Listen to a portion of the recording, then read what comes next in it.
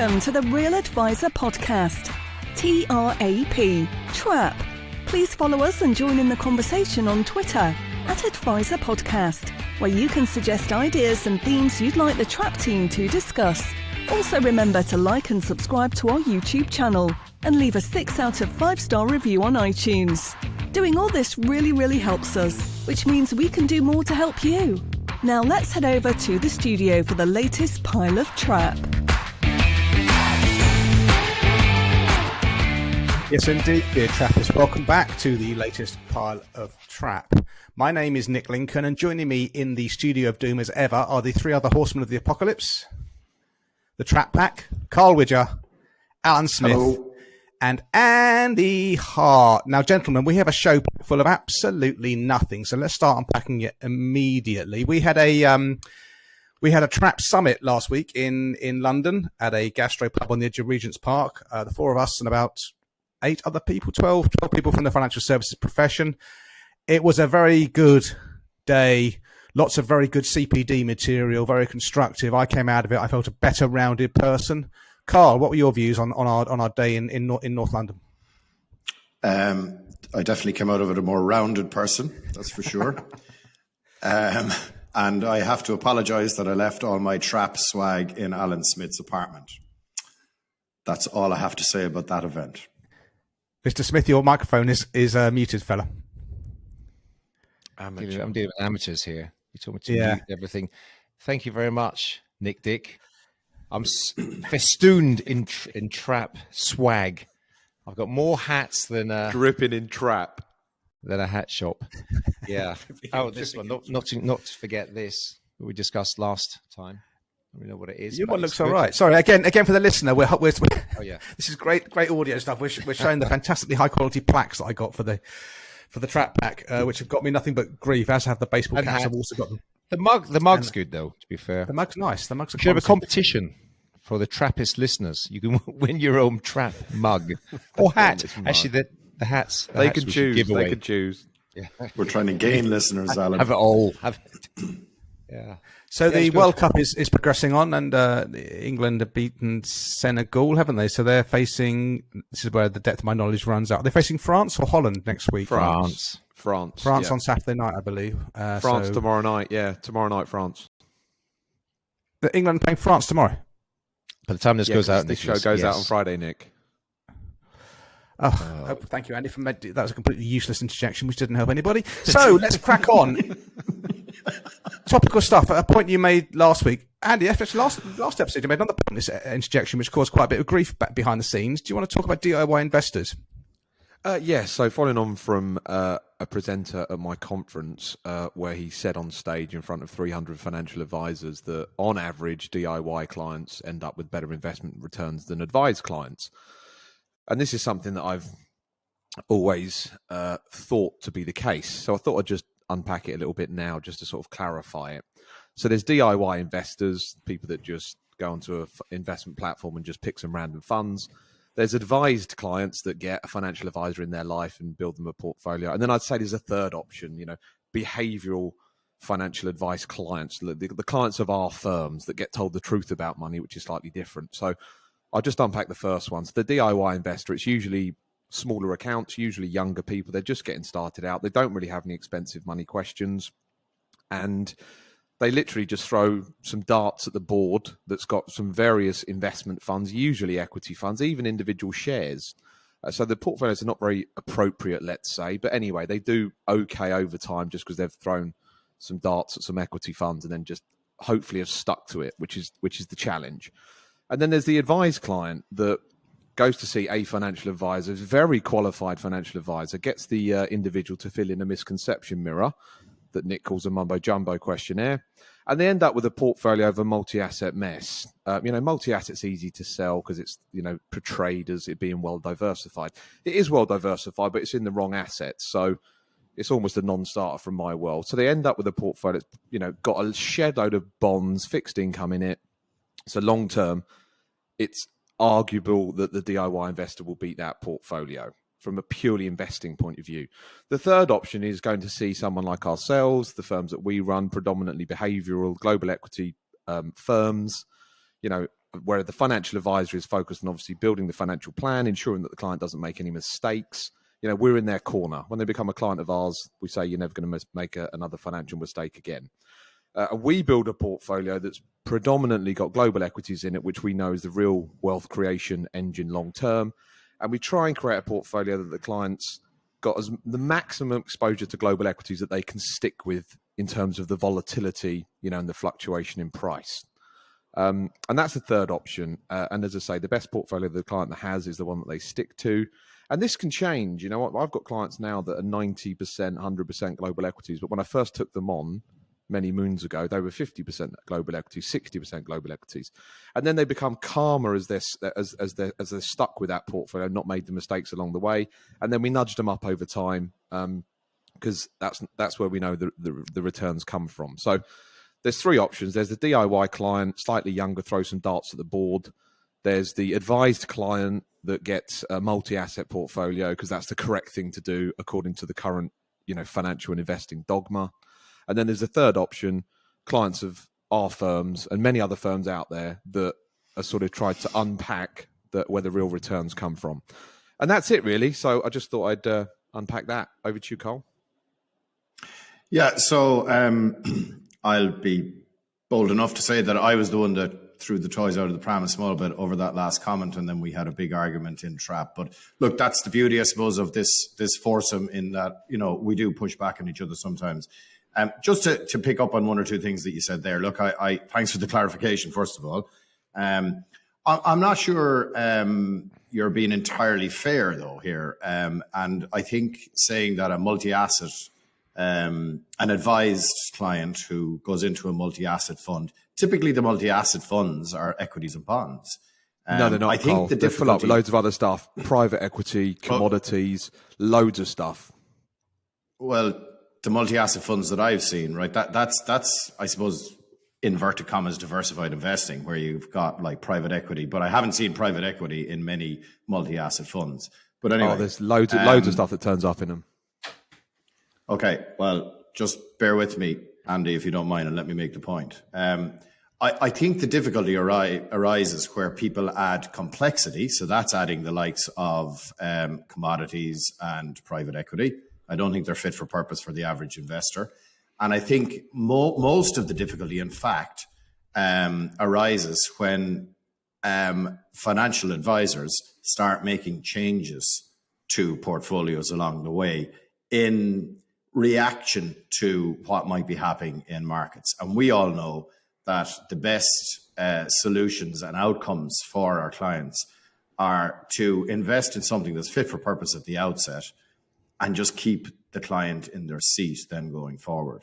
So my understanding certainly of multi-asset here in Ireland would be the vast majority of the multi-asset funds have equities and bonds. Yes, some of them may have absolute return funds, which are absolutely nuts. Some have property, which I don't think is fit for purpose in a diversified portfolio. And that equally increased costs. That's not required. So I just think, investing in equities and bonds that's appropriate for your client. Totally. Vast majority of it in equities. That's where the solution is going to be had. Totally. And look, I appreciate the clarification, but that's where I sit. And just a final point on that, you diversify within the right asset class. So you have thousands of companies in the global equity element, and you have thousands of companies in the bond element. Yeah, a split between global equities and global bonds, well diversified. That's a great portfolio. But all the other dimensional world allocation funds does exactly. Which is many funds. But there are multi-asset funds that have 8 different asset classes in them and a whole load of mess that I don't want my clients getting anywhere near. But the split between equities and bonds, big fan. I think you're both right in this. I have come across, I agree with you, Carl, a diversified portfolio should, there are simple asset classes that we should all, be aware of and use from time to time.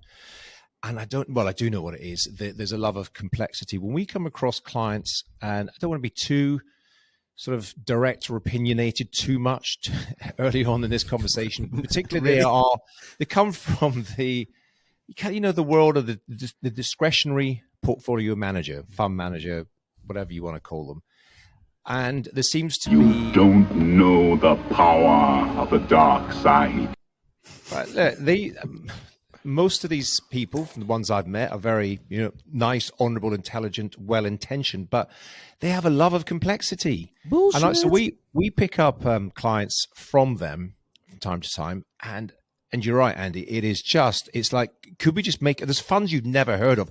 There's funds, we do a bit of an X-ray, a deep dive analysis, and there's funds you can't find anywhere. It doesn't exist. Yeah. The kind of offshore, lock up things, complex hedge funds, structured notes, you name it. And gee whiz, complexity. I don't even know what asset class some of these things are in, but it maybe tells the clients and the customers, we know this stuff, we've got access to this stuff, and you haven't. So that would have an impact, I would think, on investment returns over the long term. And one, just a little, as we're still in the kind of topical stuff right now, I just want to bring something right up to date, which I thought was relevant to this conversation somewhat. Which there was an article, I just posted something on Twitter yesterday, the weekend. There was an article, a financial journalist who writes for the Times posted something about her own personal saving for retirement journey. How difficult it was for her to accumulate the amount of. There's a number of online tools you can find to work out how much you need to save every week, or every month, every year. And one of the big things that she was saying is, I think I'm going to move from the default balanced portfolio, I think 50-50 equities, bonds, to the adventurous. Even these naming protocols, adventurous. It sounds a bit dodgy, a bit. And I think I can't remember if she actually said how old she was, but she did refer to something like a 30-year time horizon before she even starts to retire, if she retires on time. And obviously then, all being well, health allowing, she'll be retired for decades after that. To be 50-50 equities, bonds, when you are, let's say, 30 years old, geez, it's nuts, isn't it, guys? I know that we may be a bit too overly positive about global equities, but that is going to be, for big company pension schemes to have a default for all their staff, regardless, until they go into the kind of what do you call it, the lifestyling, lifestyle, even more dangerous, even worse, more dangerous. But to put younger people into load of bonds just seems irresponsible. Well, the government, I think it's the government's scheme. I mean, I don't get involved in auto enrollment, but Nest, certainly one of the big ones, I think maybe they all do it, they have to do it. They were told to put people joining the schemes who are sort of 18, 19, 20, put a significant amount of their funds into bonds, because you don't want these people upset when they look at their valuations and see them decline in the early years. Yeah, so, I mean, talk about pandering and reinforcing really bad practices, rather than educating these people and saying, just don't look at the valuation for the next 20 years. We make the state makes it worse and says, no, young people who are the ones who can afford to ride out all this volatility and should be loving it, they are told, without knowing, because most of them won't even know what they're invested in, they go into something that won't cause them offense if they see it drops, and it's like, wow, you see how big the problem is, Andy. But weirdly, I'm quite a fan of that. That's a behavioural intervention that the government's taken a view on, because they didn't want a 19-year-old to join and invest, let's say, £1,000 over a year, and then look at their statement within the first year and it's say £850, because then they think, oh, bugger this, I'm just going to stop doing the whole thing. So I'm a bit of a fan of that. It hasn't worked this year, then, has it? Investing in bonds. Again, it hasn't worked. No, I get it. But I understand why they intervened with that. That was quite smart from their point of view, which is quite rare for a committee to come up with such a wide-ranging rule. I was a fan of that. Yeah, I think one should be. Maybe, I mean, you're talking about auto-enrollment, but I mean, yes, surely exactly there's a responsibility amongst. I mean, I don't think any of us are particularly big we're certainly not in corporate benefits, company pension schemes and so on, but surely there is a big role for education for employers. Of course, setting up these company pension schemes, and rather than just say, because that is pandering, isn't it? We're going to give you a suboptimal outcome just in case you get worried about it. Why don't we educate you? Why don't just we teach you that there is nothing to worry about? And you can't touch this for decades anyway. You can't get it out once in a pension scheme until you're 57. And also, we don't want them to stop paying. making the employer the de facto parents of all these people all the time, and that's another burden. Mate, why don't kids come out of school knowing a little bit about finance and just a little bit about how these things work? Why That's is a it the whole, burden of the whole different subject. It is a whole different subject, but the government is just putting a band-aid on a massive, massive wound by saying, "Now we'll put you in a rubbish fund that will lose money in real terms after inflation, just so you don't wet the bed," and that's okay. No, it's not okay. It's not good enough. All right, have we done this one into the ground? Yep. Move on. Okay, cool.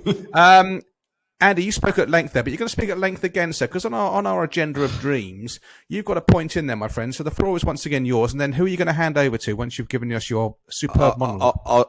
I'll just speak quite quickly about this point. So the meat of this show is other professionals that us as financial advisors use to become, better at what we do, more successful. So I'm putting this whole category into sort of coaches, coaches for everything, personal development, really. I sort of bang on about the three healths: mental health, physical health, financial health. They're all sort of important, but all sort of interlinked. So we obviously have accountants that help us. I mean, over the years, I've used personal trainers, business coaches, public speaking coaches. I've had remote mentors, people I listen to online. There's financial advisors courses that we've gone to. We've got a lot of education and training around investment management and practice management. So yeah, it's just opening up to you guys, really, who's been some of the most influential people that have helped you along the way. What coaches do you still employ today? What coaches have you employed over the years? Yeah. So well, let's kick off with. If that's okay with you, Carl. We'll kick off with Alan, and then we'll go to Carl. I mean, Alan, it might be quick if you tell us the coaches you haven't used. Cheeky. Yeah, I'm all about improvement, Nick. You should try it sometime. No, I tried it once, mate. I had an enormous. It was the worst 5 minutes of your life. Absolutely. The coach was wrong. The coach had to go for therapy, and I thought, well, this is not a good world. You're right. Over the years, I have, because I do believe I am always looking to try to improve, be a bit better. I don't have any immediate. I saw you raise this, Andy. I thought, well, I don't have any sort of. I've used this particular coach, and he or she was amazing. I've used a series of different people at different times. My view is on coaching is that it should never be a kind of perpetual thing. You should have an issue that you want to get better at, work with somebody for a period of time, and then perhaps step away from it. And then do some of the stuff yourself. But over the years, one of the things I think that a coach does, and there's a lot of similarities with a good financial planner, is this thing called accountability. And you talk about health. You can obviously tell by my wonderful physique that I'm a regular visitor to the gym. But I do go to the gym. Baker Street's cheapest gym. Almost. But one of the reasons I wrote a blog about this a while ago, and my personal trainer, Andrew, shout out to Andrew from South Africa. I said, I pay you to count to 10. That's what I pay. And he said, well, I'll do much more than that. And I thought, well, of course he does. But and I was there this morning at 6:30 on a Monday morning, which is not the place I'd rather be in my life. But because he sets up this facility for me, and he's there and he's waiting, and I got to hold my backside out of bed at that time. So I think accountability is a huge thing that coaches perform. A lot of us, I think just human nature is quite lazy, and we wouldn't necessarily do things unless we had somebody or something to do. And I think there's a lot that, the work that a good financial planner does, let's face it, some of it is just very, very basic. And in theory, you can do it yourself. To keep fit, all you need to do is, eat less or eat healthy and move more. That's it. But most of us don't do enough of that. Same with financial planning. All you need to is, invest, automate your savings, low cost, have a plan. There are a few basics really, and you're sort of 80-90% of the way, but most people don't. So financial planner is a good accountability partner. Other than that, no, there's nothing that really stands out to me in particular. Coaches, I've spoken to a number over the years. They've all been good at different times, both on a personal basis and a professional basis. And I definitely have a lot of value in seeking an independent third party, because you simply, what's the thing? You can't see the label of the jar that you're inside of, that you're living in. So having someone else give a unique view of where you are, what you're doing, and what you might want to consider doing to get better is very, very valuable. I'm going to pass it to Carl, because I know he's got a far better answer probably, because he's spent a fortune on coaches over the years. Carl? Yes, I have, but I promise you, not as much as you have. The whole accountability thing. I love Mitch Anthony's quote on that. It's accountability is holding your feet to the fire of your best intentions. I think that's just brilliant. It's exactly what it is. Yeah, I actually wrote a blog on this pretty recently about kind of the outsourced inspiration that I've employed both personally and into Metas as well. So I have a couple that I'll just kind of run through. I think our client advisory panel has been absolutely amazing for us. So this is kind of, I suppose, specific to business and our business and how we run our business. So it's a bunch of our best clients, and we get together maybe twice a year. We do maybe 2 presentations. So I'll kind of give them an update as to where the business is at. We give them quite confidential information in terms of finances and all that kind of stuff. And then we'll do some other presentation. So maybe one of the team will present as to what they're doing. And then we just open the floor to kind of, I have, kind of some basic questions. What are we doing well? What should we continue to do? What are we not doing well? What should we definitely stop? And if we have specific items coming up on our kind of short to medium term strategy, we'll just run those by them and they'll tell us if they're a good idea or a bad idea. And it's not an echo chamber. So there have been times where they went, that's a terrible idea, ditch that. And like, who best, who could be better to tell us exactly what we should be doing in terms of our, strategic, short and medium term strategic goals than our best clients. So that's worked really, really well. A couple of years ago, back 2018, I think, one of our best clients, Tom Tierney, I asked him to become chairman. Tom was not in our industry, was involved in a couple of very successful businesses. And Tom has come in and acted as our chairman since then. And I suppose the role has evolved in that I wanted to make sure the Metas was, acting like a proper firm as opposed to flying by the seat of our pants, which maybe we were a little bit. And Tom has come in and made sure that our corporate governance is much better. 2019, we put together a proper board. We do proper board meetings, all that kind of stuff. But more than that, Tom has acted as a mentor, and I run an awful lot of ideas. There's never a week goes by that I'm not on the phone 2 or 3 times to Tom, and we can have robust discussions as well. So that's worked really, really well. And if you can find someone who knows the business and has been there, done that, I think that's absolutely brilliant. We brought in a consultant, Tommy Geary of Chinko Consulting, and that was more around, putting together a high performing team. And Tommy has done great work in terms of, I suppose, asking the team exactly what they want, and then we delivered on it. And there's no point in bringing in these consultants or coaches if you're not going to actually deliver on, the recommendations and that kind of stuff. So highly, highly recommend that. And Tommy's work with us is ongoing, as indeed Tom Tierney's is. And I absolutely value and respect their opinions. And I think that's absolutely crucial. Both those guys as well have been there, done that. And that's really, really important. I've mentioned a couple of times the Munster High Performance Leadership course. So from a personal development point of view, that totally transformed how I approach leadership. I won't go into it again. The Metas team, I suppose, as the team has evolved, and if I do believe and respect that I have high performers with me, they inspire me. And sometimes I'm a passenger in the Metas team, and that's totally okay too. So I would say I've had an awful lot of inspiration from there. And then, guys, we call it the in our WhatsApp group, the Six Nations. But like, I do see that hopefully I've added some value myself, but certainly I've got tremendous, for those listening on podcast, both Alan and Nick are shaking their head that I have not. Indeed, that's okay. Maybe someday I will. But look, I've said it before, 98 out of 100 messages in our WhatsApp group have been, about nothing really. Filth. Yeah.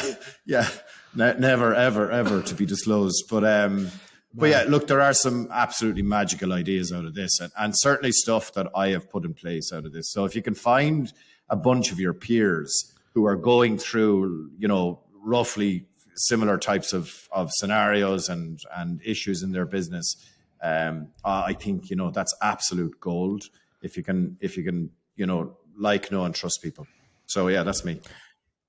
Okay, thank you, Alan and Carl. That's great. Manady, coming back to you, can you identify one external person to you who has helped you to become the successful IFA that you are today? Still on that journey. I think we underestimate how much stuff we've consumed over the years. We're talking about coaching, but forget that. It's just general personal development. So us as individuals, then as businesses. I think Carl hit on the point. It's other financial advisors I've probably learned the most from, and it's not in a sort of structured way. It's just sometimes a throwaway comment or a chat at a conference and one or two ideas. I think it's fantastic that as our careers as financial advisors, we're almost paid to become better and better. I say to my clients sometimes, I read all the books so you don't have to. We're constantly reading marketing books, constantly reading business books, constantly reading investment books, constantly listening to podcasts, constantly listening to YouTubes, constantly going to conferences, constantly have social occasions. So, I mean, it's a wider subject of personal development. I mean, I've massively been impacted by a coach in the US called Nick Murray. Again, I've gone out to see his conference twice in New York. I've consumed his newsletter for 7 or 8 years. I've just consumed as much information as I can from him. Read all of his books. I'm hugely influenced by, Warren Buffett, Charlie Munger, Jack Bogle, the sort of heavyweights of this mighty profession. And then I've dabbled in a load of other sort of courses and individuals closer to home. I think we underestimate how much we have consumed. Now, I even put marketing in that as well. We've all employed marketing companies and consultants over the years. They come into our business. They tell us good ideas. They explain things to us. So, I think we've spent a lot of time, effort, and energy on personal development and using various different people. Even yourself, Alan. Obviously, you work with business consultants when you're expanding your business, buying other businesses. So, I'm grouping everything into that. Just everyone that helps us on this journey. You've got such a wide topic here, and I'm just reflecting on it because there's different needs and requirements. So one is one of the reasons I think that we all even starting this podcast is because we're all quite curious. That's why apart from all the kind of the so-called barroom chat, which is all funny and a good laugh, there is a common thread between all of us, which is we're all into personal development. We want to grow personally. We want to grow professionally. We want to get better. So we're all consuming stuff. We read, we listen to podcasts, and we discuss it. Just offline and everything ourselves, and we've all and you're right, Carl. I was joking. You've added a load. You continue to add loads and loads of ideas and inspiration to this group. Look at him. He's frozen in shock by the positive feedback. Dodgy internet. So there's that. So there's learning, and I'm not really sure. Well, yeah, you do get it from so-called consultants, but I think there's better ways to consume. I don't need to sit in front of a person and tell me. I mean, there is just no shortage of stuff. So we all consume things in different ways. But I come back to this accountability thing, and probably the gentlemen in Carl's life, from a professional viewpoint, they are holding his feet to the fire of his potential or whatever it was he said. But so there's an accountability role, and I think that's the biggest thing of all that I have referred to before. That's we can learn all the things in the world, but what are you going to do about it once you've got this knowledge all in your head? What behavior are you going to change? This is the challenge that I've got even going to conferences. You come away with conferences with 27 different ideas and think about, I'm overwhelmed, don't know what to do. I'm going to not do anything. Do none. If I can come away with one idea and somebody holds me accountable to say, you said that was a great idea. What specifically are you going to do in your business or your personal life in order to execute and take action? So I think there's a wide range of places to learn. Carl, your hand was raised, Carl. Yeah, just to say, look, absolutely valid on all fronts there, and Andy's point about continually learning and being curious and all that kind of stuff. I think that's actually probably the most important thing, isn't it? That to always try and learn more and do things better. And like at our lunch the other day, I had long conversations with 3 different individuals. And I can tell you, I definitely learned an awful lot out of each of those conversations. I doubt any of the 3 people learned much out of me, right? But maybe someday I'll be able to give back. But like that's informal. It's in a social setting. But by God, I really got some absolute gold out of that. So if only you could remember it. Yeah, no, I can. Don't worry, I was in bed long before you boys. But anyway, you and the sushi in bed. So now, Nick, moving on. Have we any new words for this week, Nick? Anyway, yeah, no, look. So I think don't only be trying to engage formally in terms of paying for consultants and all that kind of stuff. Just be curious. And just be that sponge and just go and talk to people. And look, we've said it before, and people are nice. People like to help. So, as long as you give off the vibe that, look, I'd like to learn from you, I respect you and your views, well, then I think you're going to get absolute gold out of those conversations. We raised at a previous episode the idea of mastermind groups. If you're not in one, get in one. If one doesn't exist locally, create one, because there is not another profession that I'm aware of where people openly share their very best ideas with no expectation of anything back. Yeah, it's brilliant. I definitely, I think that's just maybe just tying a bow on this as time moves through. And I've said this before, and Andy's definitely alluded to this, but I do think the best help I've had in becoming the still not fully formed person you see in front of you today is from my peers, and that's as Carl just said, those 3 people he spoke to who later on had to be revived, but at the time seemed to be enjoying themselves. You'll take much more out of those conversations than I think you would do typically. Is it okay to just name check those people, because I do really appreciate it, and it was Justin King, Rob Stevenson, and David Ferguson. So guys, look, thank you for your time, and I really enjoyed it, and I've taken stuff away that's positively impacted me. So thank you. Yeah, and all legends in their own lunchtime. But the thing that is in common with them and with you and with us, and this is the big difference about consultants and all the other things, is that they have been in the arena, if they aren't already. And the names that you mentioned are, and all of us are. We are, to quote that famous speech, we are all in the arena. We're getting covered in blood and mud and shit and everything else, and we're fighting the good fight.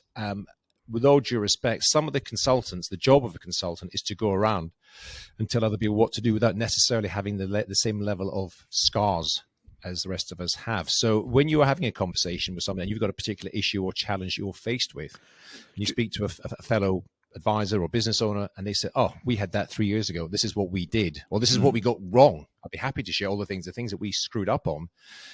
That's where you learn the most, is from those who've really had the battle scars to prove it through the experience. And there is quite a few good consultants out there, but a lot of them go into IFA firms, early on in their career. They learn a load of good stuff from one firm, and then they repackage it and issue it to firm B like it's their original idea. Some of the best ideas that consultants get have come from other financial advisors, is what I'm getting at. There are no original ideas. We're just repackaging all the time. Okay. Are we happy to be given that a damn good thrashing? Uh-huh.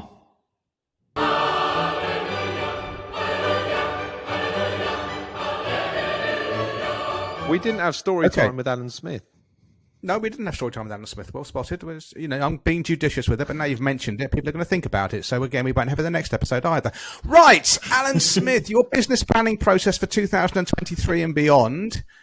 This might be the chance to do it. Come on. Finger poised, Nicholas.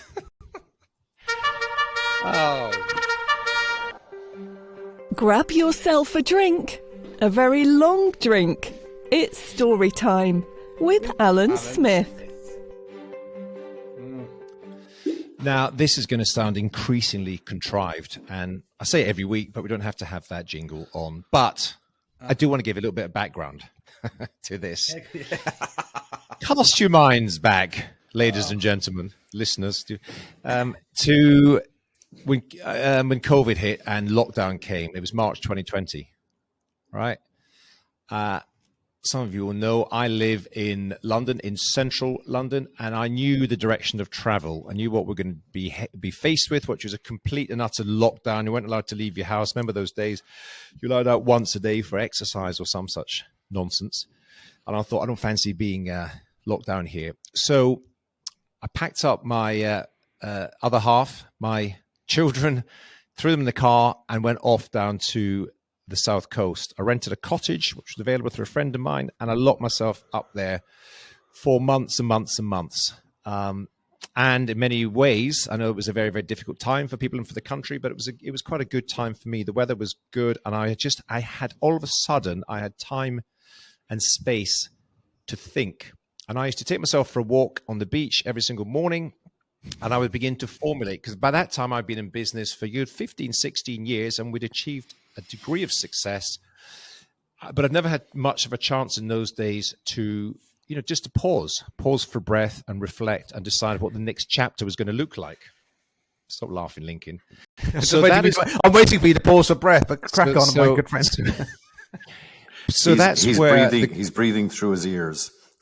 The idea of business planning properly came in, because I'd never really built much of a proper thought through business plan up until then. It was, to quote Mr. Widger, flying by the seat of our pants and making it up as we go along. So that was a kind of a COVID dividend, if I may say. It's just the time and the space to think, go for long reflective walks and kind of think about what the next chapter was going to look like for the business. And as a result of that, when we rolled around into towards the end of 2020 and then beginning of 2021, I got together with the team. I can't even remember now whether we did it remotely or not, because we were in and out of lockdowns at the time. But I built a 5-year plan at the time, and it was documented what we're going to do, what good looked like, very, very specific. So it was designed to be, this is what the business will look and feel and experience like by December 2025, which was going to be 5 full calendar years by the time we'd launched the whole thing.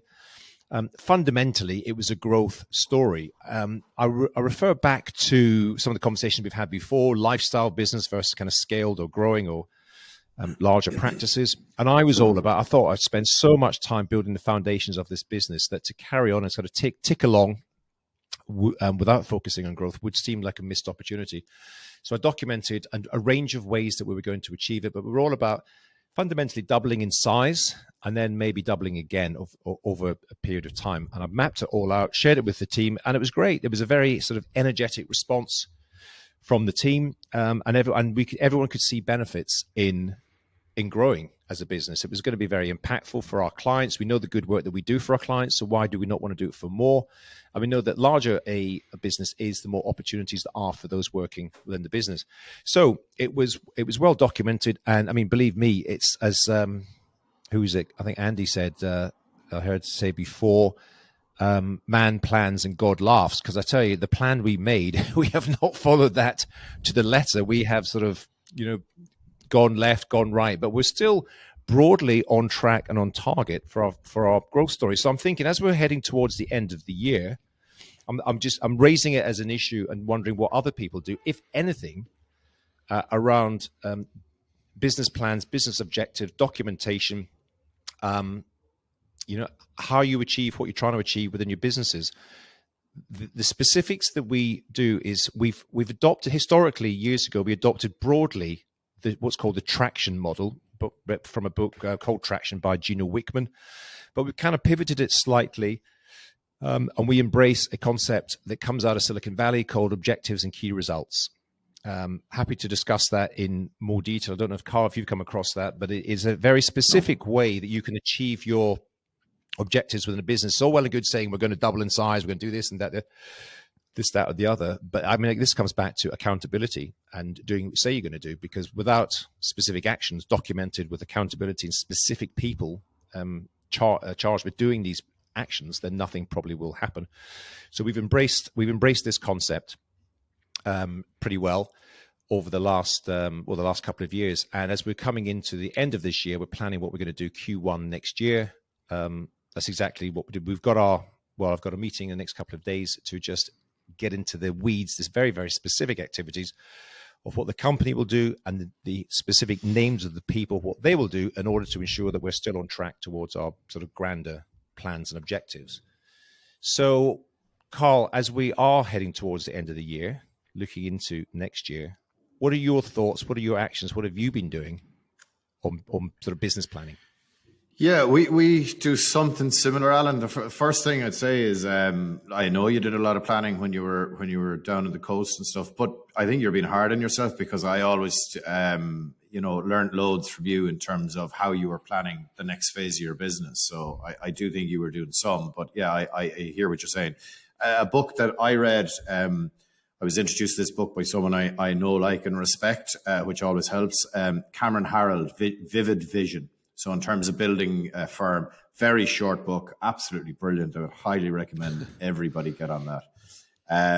So we're in the middle of the planning at the moment. I think I mentioned it before. We're doing our budgets and all that kind of stuff. So I have the aforementioned Tom Tierney's our chairman. He's a chartered accountant, and our head of finance is Paddy O'Halloran. He's also a chartered accountant. So they crunch the numbers.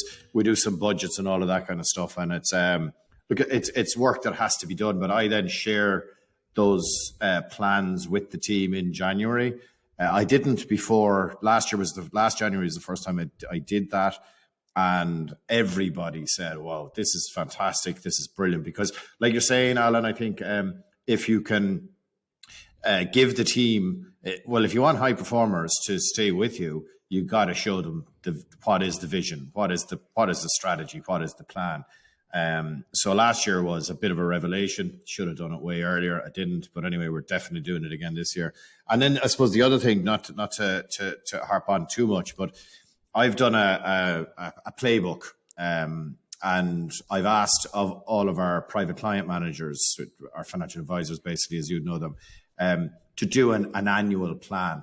So that keeps us in the short term on track, because if I can keep the 1 year plans on track, that will feed into our kind of 5-year plan. And we do have a 5-year plan as well. And the private client managers, their annual plan needs to be inspired by the Metis playbook. And I suppose what I'm trying to do is to make sure that you don't have to do everything that's in the Metis playbook, but I want you to do this plan. They have to have it done by next week. That's for 2023.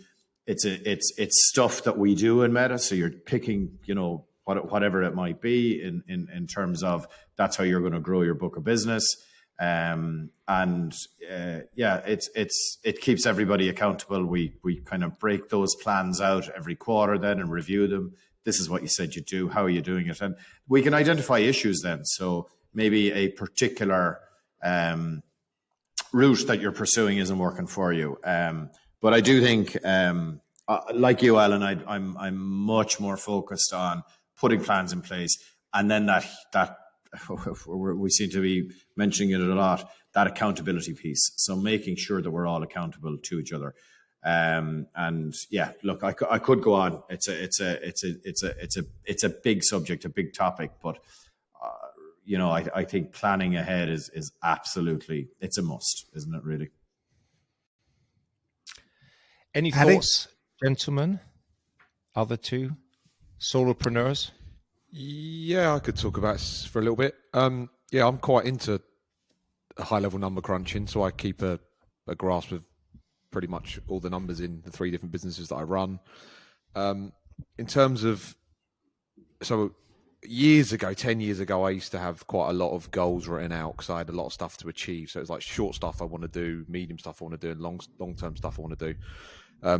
At the moment, it's just growing the 3 different businesses that I run.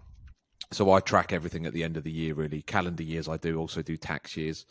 And then I sort of scope out what the turnover is going to be and what the sort of income I can generate from it if I'm looking at that. The big focus for me is growing humans under management. Maven Advisors sort of ticking along. We're taking on new clients, and we all know the stresses and strains of running a regulated firm, especially as a solo advisor. My big focus on next year is growing humans under management, the premium subscription. That's growing pretty aggressively at the moment, so hopefully we're going to hit some good numbers at the end of next year. But I'm also busy with training because Voyant has got a big change to go to the new system. That's my sort of thoughts on it. But I crunch free advertising there. I think the Trap podcast, which is will be sponsored by Maven Advisor, Maven Premium or whatever it's called. Look forward to your check, Andrew. Exactly. Any thoughts, Nick? Well, not really. I can't add anything to it, so I'll be brief. I had a plan when I started in 2008, and I worked back the income I needed to give me the lifestyle. I've talked about this before. I worked the income I needed to give me the lifestyle I want now and my future self lifestyle. So what income do I need and what pension contribution do I need to make? And I worked back from that, the turnover I needed.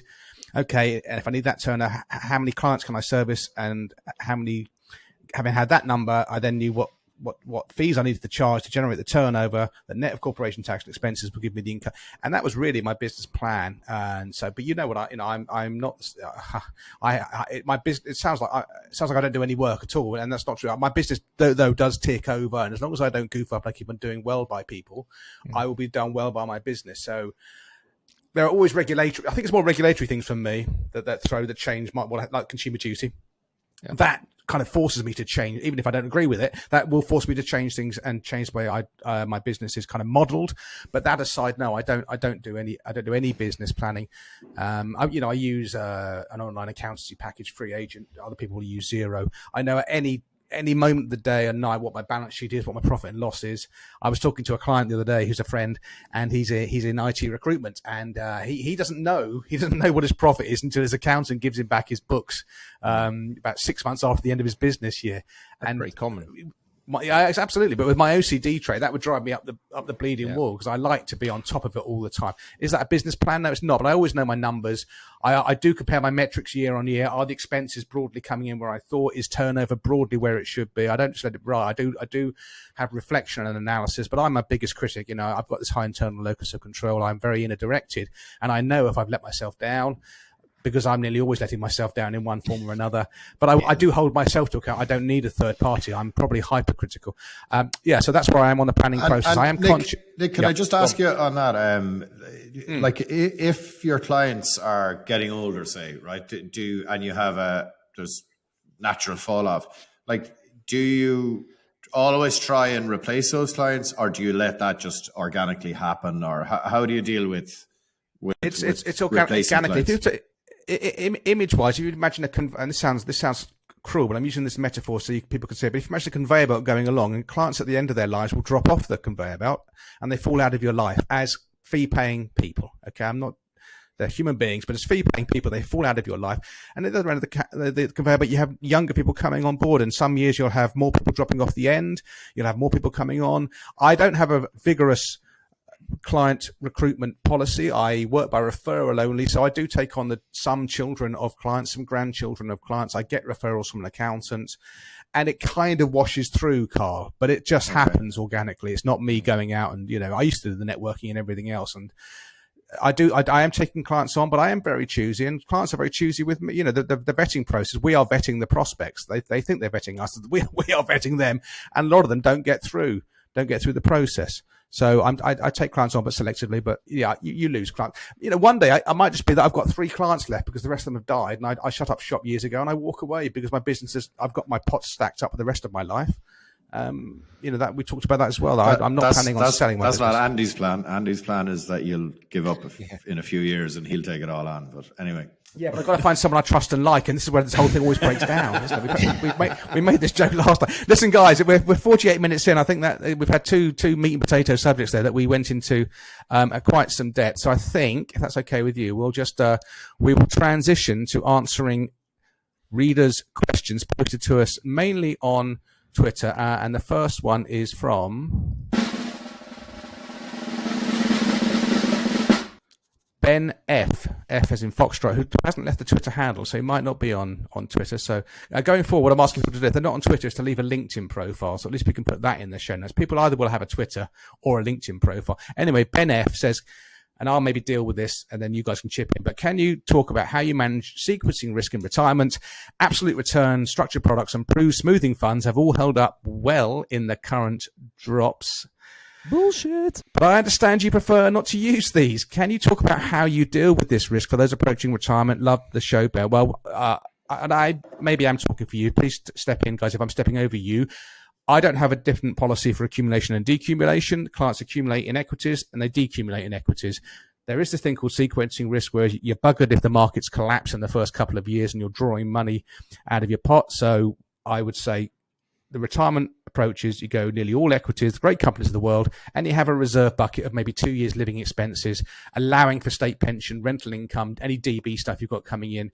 And at the minute, I would say, this is not advice, by the way, to anyone listening, husband and wife, 50k in premium bonds, there's 100k, there's your liquidity for the temporary declines. Yep. Hopefully you never need to touch it anyway.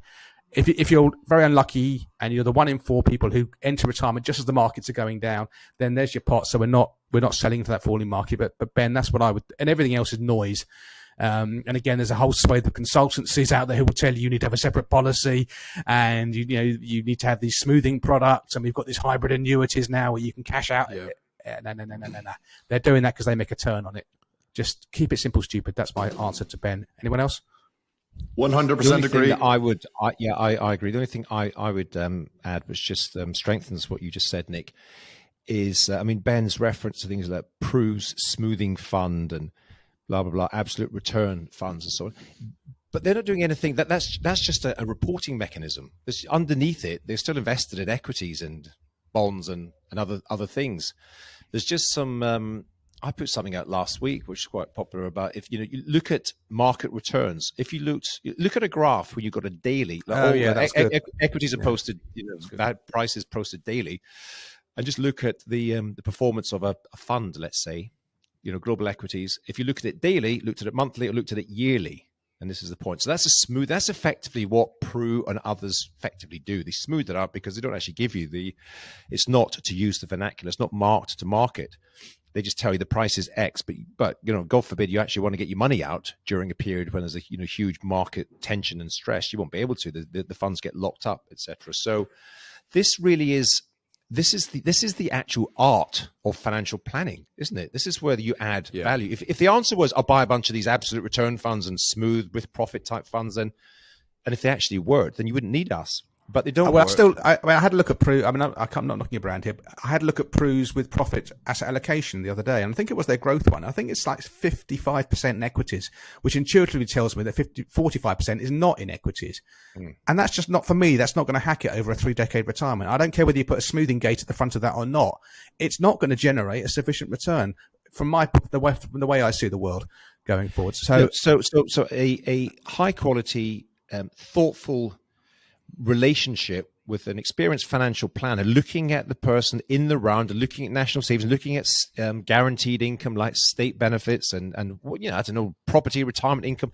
There could be a whole range of different things that you put together like a jigsaw puzzle to identify, where's your income going to come from, what's absolutely essential income. I mean, God forbid, even in extreme market times, you might have to fly business class and not first class. Exactly.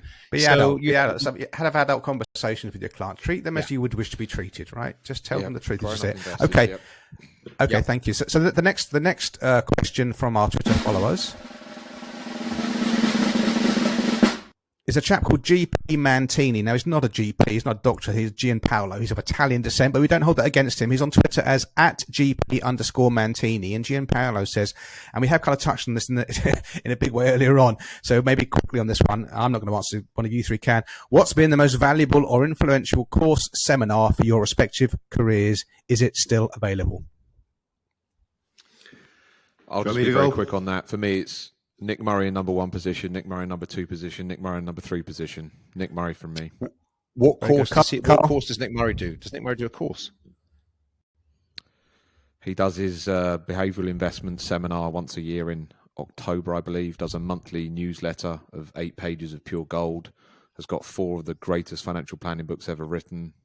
Yeah, he's been more influential in my life and business than anyone else combined. So, yeah, that's for me. Over to you, Carl. Okay, Carl. Boring, because I'm going to repeat something. The Munster High Performance Leadership course. Okay, Alan.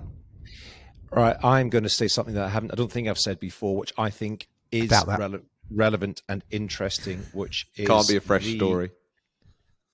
No, it's not a fresh story, but it's a course I went on a couple of years ago, and it was an in-person course. I believe it's still going, which is the Daniel Priestley Dent Key Person of Influence program.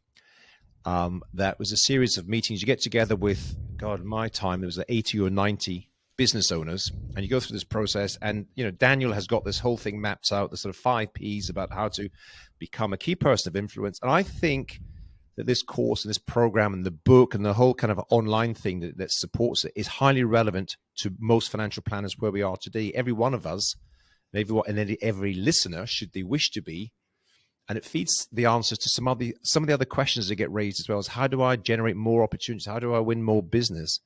Well, if you went through that program and you followed what Daniel and his colleagues share with you, I'm pretty confident you'll be able to attract more clients, more customers, and grow your business. So it's not a financial services one, but I think it's highly relevant to all financial services practitioners. So Key Person of Influence by a company called Dent, D-E-N-T. Excellent. Question, if you don't mind, Alan, you said that to me before and I had a look into it. I think they've moved the course to online now. So just a quick question, and it might help the listeners. Was a lot of the learning you got out of that? I know you were going to kind of in-person events for that over a period of a year, was it, or something like that?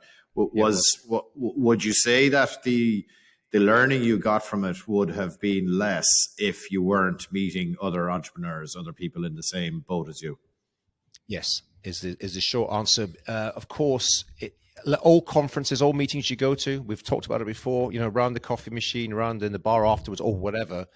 There's a lot more, and I really benefited. There was one or two other financial services people there, but unlike other things I've gone to, that's the other thing I haven't mentioned. Strategic Coach, Dan Sullivan, Strategic Coach, which I spent 3 years on, which is also very good. But there was lots of other financial planners on that, so you weren't necessarily getting a sort of diversity of thoughts. But this Key Person of Influence, I think I was one of maybe 2 financial services people.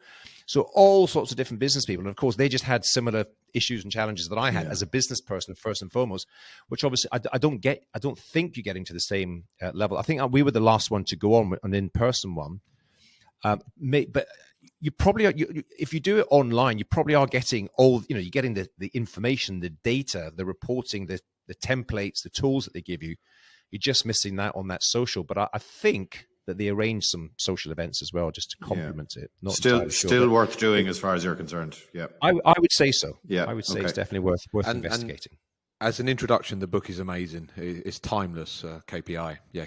I think what I would say on that as well, I read that book, I don't know, when it first came out years and years ago. And it was one of these, it was all right, quite interesting. It shows you there's a time that things resonate more. Because I read it again, a couple of years ago before I went on the program. And I thought, wow, this is exactly what I need to learn right now. So I think you can read a book at different times of your life and it doesn't resonate. Yeah. Right book, wrong time. Okay. Yep. That's my suggestion to Mr. Mentini. Thank you, Alan. Right, so moving on, guys. I think we should we maybe get on to Culture Corner because we're at 57 minutes. And Rob Stevenson and a video, Carl, that you'd like to tell the Trappists about. Yeah, so this came from my conversation with Rob last week.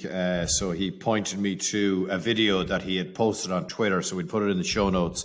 It's called Succession Powered Scale. So it is a question that a lot of financial planning firms are asking, how is my business valued? And I think we've even been asked it from some of the Trappists in terms of questions coming in. So a really good video that Rob posted, well worth watching in terms of how businesses are valued. And look, doesn't this actually prove the point? If you're willing to try and learn and be curious, there's so much stuff out there. It's all out there for free, right? Yeah. His expertise in a 50-minute video or something like that for free. Go and watch it. Brilliant for everybody. Excellent stuff. Thank you. Alan, you've got OpenAI, artificial intelligence, many applications for financial planners. Do expand. Yeah, I'm talking about for free artificial intelligence. We've all heard this phrase bandied around for years. I haven't really noticed much in the way, does Siri work every time? Does Hey Alexa and all the rest of it? I'm scared of saying things aloud in case music turns on or something right now live on the podcast. But I came across this quite recently. Again, put the show notes. There's a company called OpenAI, and they've got this chat bot thing called ChatGPT. It is amazing. Now, if I was right now, a copywriter or someone creating written content, but there's a whole lot of extra applications, go to this. It's free. Say into it. I just did, for example, write a 500-word essay on the meaning of true wealth, for example, which is something which is kind of dear to me, part of our strap line that we work on as well. And it just within seconds, it wrote a thing. Now, was it perfect? No, but I'm telling you, it was 80% good enough. A bit of tweaking, and you can post that stuff out. And I thought, God, that would take hours to create anything close to that. And I've seen some other examples. I mean, somebody in the US just said, "Can you do a sale purchase agreement, legal contract?" And it goes, and I'm in, New York State or something. So it understands that, law. I mean, I don't know. The applications, the more I think about it for financial planners, it's both an opportunity and potentially a threat in some cases as well. So check it out. Is this free, Alan? It's free. You can have so many you can do so many for free, and then you've got to start paying for it. But I didn't get, I think you could do 20 or more of these examples for free. Ultimately, it is a paid for service. Some of the examples that I've seen online, I mean, you didn't think anything was ever going to challenge Google. This is a better version of Google. If you said, can you write a piece of code for me to put a new thing on my website? It produces the code there and then for you to copy and paste into your web program. It is insane. It's one of these moments, and as you go through life, there's been some sort of moments of the deep breath. Bloody hell, this may be the start of something completely new, completely different. So you heard it here first, folks. Well worth exploring. The link is in the show notes. Lovely, great stuff. Thank you. And the All In podcast this week, they had an example of that actually, where Jason Calacanis set up a script with all four of them, and just gave the AI the background, and they came up with a script for, and all four of them were in character. It's cleverly done in the style of Quentin Tarantino, without the swearing. Andy, the UK tax app. Yeah, that's it. That's the recommendation. It's called UK Tax App. I've tried a few of these over the years. I think it's really decent. It's really good because it allows you to put multiple incomes if you get various dividends, various salaries, various self-employed profits, and it breaks it down per year, per month, for weekly, and it's got a whole pie chart of total tax paid, how much you get per week, per month, per everything. It's really, really good if you're doing any sort of personal income planning for those who are predominantly self-employed out there. So it's called UK Tax App. Okay, that sounds interesting. I look forward to seeing the link to it in the show notes. We didn't get a chance to discuss the autumn budget. An inspiring way to finish. What is quite clear from the autumn budget is that many, many people are going to need to do tax returns with the reductions in the dividend allowance and the savings interest rates going up and the capital gains tax. That's going to be the complete shitstorm for many, many people who don't know what's coming down the line. Oh, you think that's going to be the outcome of that, Nick? Pardon? You think that's going to be you think that's going to be the it's outcome? Going to. It's a lot more people getting caught up. It will be the. They absolutely have to. Absolutely, yeah. My one is so The Godfather, fantastic film, and The Godfather 2 is one of those rare examples where a sequel is at least as good as the first film. Better, yeah. I read the book for the first time this week, and I raced through it. It's 500 pages. It's a bit of a cliche, but The Godfather by Mario Puzo, Puzo. Just a really, really good bit of fiction. Maybe because I love the film so much as well, I could sort of visualize the characters. But it was I enjoyed it. I raced through it, 500 pages, got through it very quickly. Okay, that's the Culture Corner done. So, dear Trappists, in 2 weeks' time, we're going to have a special. Episode 9 will be a Christmas special devoted just to answering your questions. Our sack is bulging with your questions, so we're going to have a really good stab to get through maybe 10 to 15 of them. We haven't ignored you. You're in the hopper. You're in the hopper of doom, and we'll be pulling you out and going through it in the next episode. So looking forward to doing that. But in the meantime, what if you've got an idle moment? What are you going to do? Of course, you're going to leave a 5 or 6 out of 5 star review on iTunes. You're going to go onto YouTube and like and subscribe us so we can then flog you with relentless advertising, which keeps this going or not going, as the case may be. Gentlemen, have we got anything else to say? Are we done? Thank God. That's it for now. Okay. All right, guys. Love you loads. Take care and see you in 2 weeks' time. See you later. Bye. See you later.